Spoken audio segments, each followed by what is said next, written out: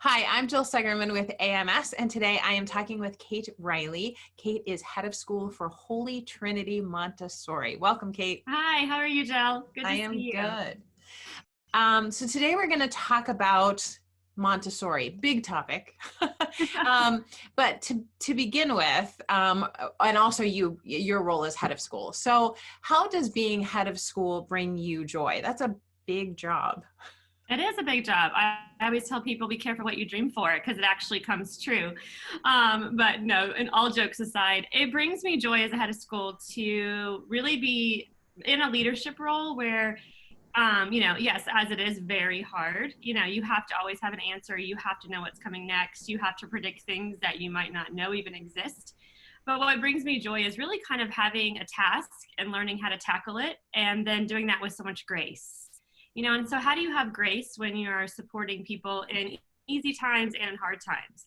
So really, being able to say to people, we all make mistakes. I know you have concerns. I know you have joys. I know you have struggles. If it's and I really kind of feel it's this way as I am as a teacher, is that really that you have that moment, you have an opportunity to teach, and someone has an opportunity to learn. And so it really brings me joy to look at a family and say, how can I help you? The same way I might try to teach someone how to multiply or do the cubing material, and so you have an opportunity. It's just almost really to me like a 3-period lesson, where you have that moment and then you have that, you have that opportunity to teach, then you have the teachable moment, and then hopefully you have mastery on the other side of it.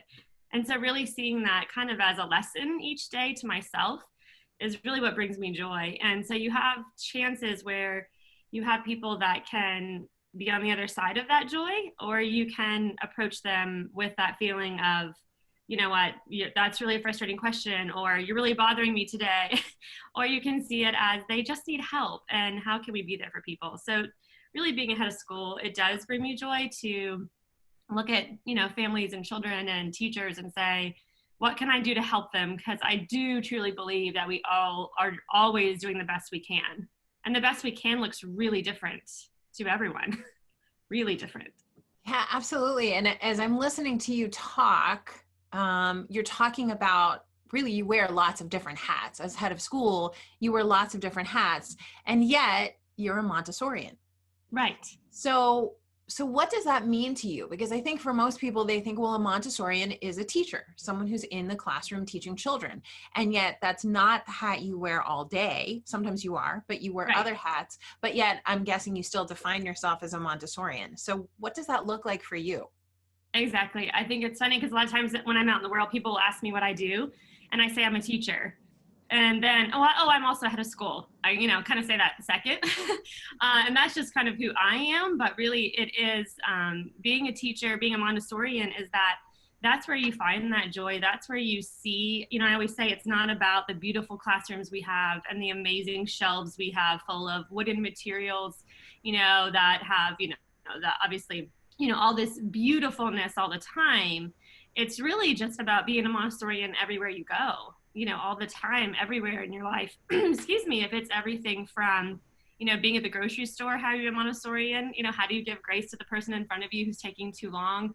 If you're, in traffic, are you, peaceful and kind? And that's big work. That doesn't mean that's easy.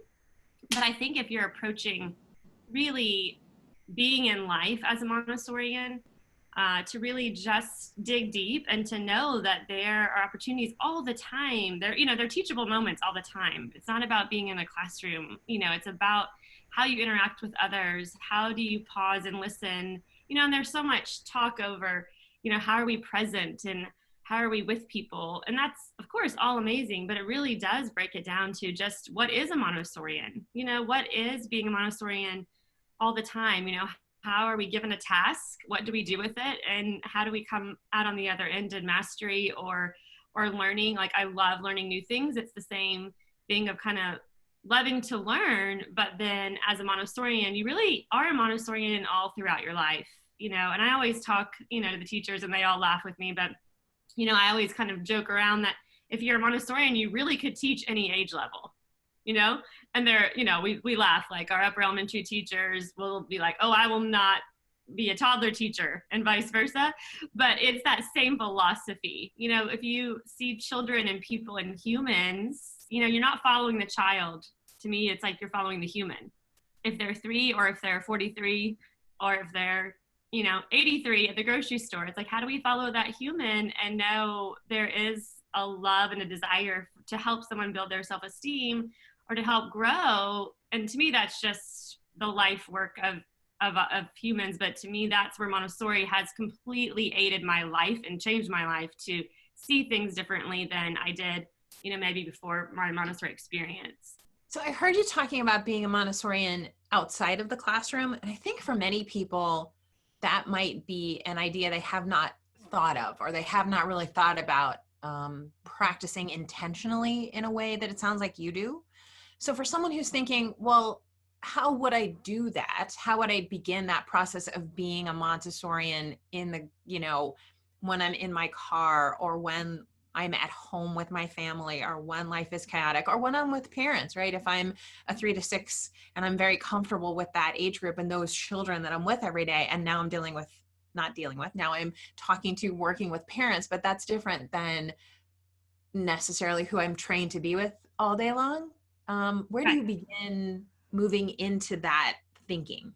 I think it just comes with a lot of, you know, practice and just pausing and really looking at each human saying, what is the need? You know, what, not the symptom, but what is that source? You know, just kind of that same thing of, you know, when you have strep throat, obviously you have a sore throat, but that's your, you know, that's your symptom. What is your source? You know, your source is you might have a, you know, bacterial infection, right? Or viral infection. Obviously, I'm not a doctor.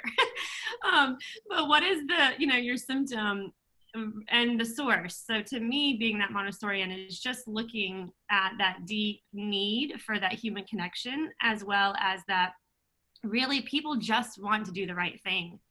You know, parents, students, no matter where you are, people have a huge innate desire just to do the right thing. And they're asking themselves that question all the time, especially parents, I think, am I doing the right thing?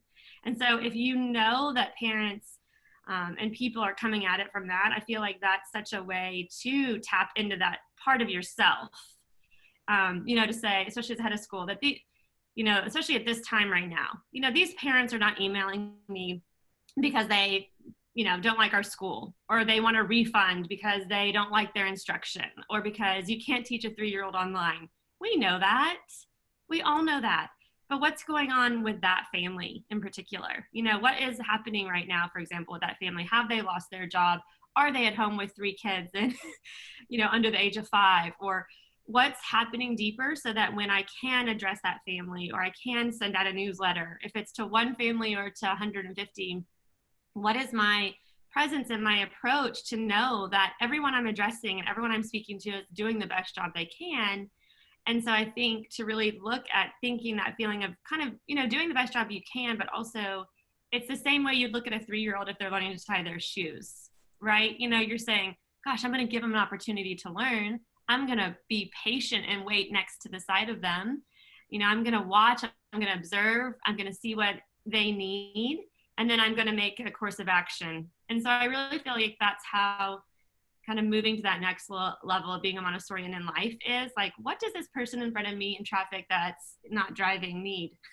Or what's going on with that friend that they need to take a little extra time in middle school? You know, whoever it is, to me, it's very applicable to say, what is that innate need? And I think seeing what that innate need, even if I can't figure it out, if I can try to pause, it allows me to pause. You know, it allows me to take a minute and stop and think, what does this person really need from me?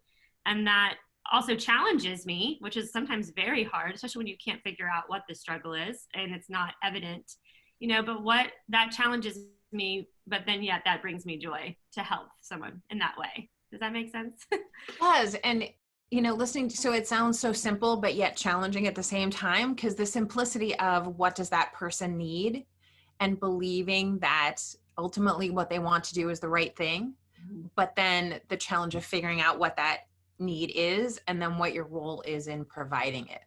Right. And sometimes the hardest part of the job is saying, there's no way I can help. And that's okay too.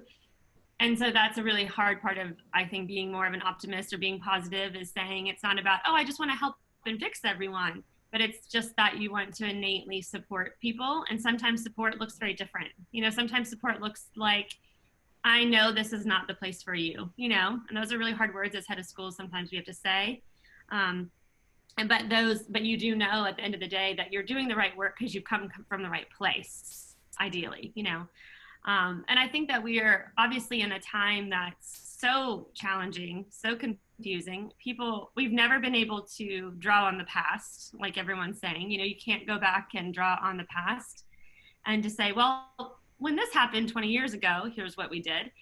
And so I think we're in such uncharted waters. Obviously, everyone knows that, feeling that, saying that. But I think right now it's even more important for us to just really dig deep and to pause and to think, what is best for, my faculty, what is best for the parents of my school, and how really have I established, being a true Montessorian, this should be the time we are shining. We take opportunities and try to figure them out, and then have an outcome based on that. And so really, like, just being able to say, like, this is where we can shine. We can impart that same confidence and strength to the parents right now while they're at home, dealing with the same things we are. So it's really definitely gonna take a lot of us to dig deep right now and to laugh and to be positive for sure. Well, Kate, thank you so much for sharing these ideas. I really appreciate your spending your time today, and I'm going to let you go get back to being head of school and wearing all those hats. Thank you. Thank you. Have a great day, Jill. You too. Your support fuels our work. Visit amshq.org/donate to find out how you can help.